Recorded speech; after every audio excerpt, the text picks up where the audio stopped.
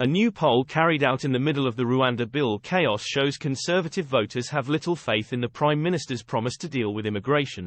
Prime Minister Rishi Sunak held a press conference this morning behind a lectern that read "Stop the Boats." However, new polling suggests that a majority of British voters do not have any confidence in the Prime Minister's ability to fulfil that pledge. A new YouGov poll in The Times shows that only 35% of Tories trust Mr Sunak on immigration compared to 54% who trust Nigel Farage. While 28% of overall voters said they trust Farage on immigration, 26% of voters trust Labour leader Sir Keir Starmer, and 19% trust Sunak.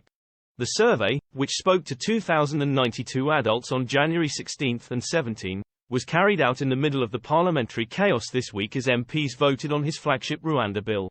While the rebellion failed, Mr Sunak suffered his biggest revolt since becoming PM, as around 60 backed changes to toughen up the legislation. Kelvin Mackenzie, the former editor of The Sun, posted a lengthy analysis of the immigration poll on X, formerly known as Twitter, as he explained why Tories trust Mr Farage's instinct on the issue compared to other political figures.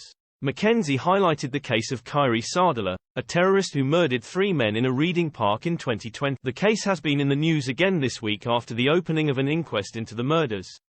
He wrote, "Under Farage's watch, I don't believe a piece of filth called Iays Sadala would have been allowed to spend years in our country. In fact, under Farage he would never have been allowed to come here in the first place." He noted when Sadala, who was given a whole-life jail term, arrived in 2013 from Libya, he was already a member of Ansar al-Sharia, the anti-Western death cult which had killed a U.S. ambassador. The former newspaper editor continued, "As a jihadist he had been trained to kill."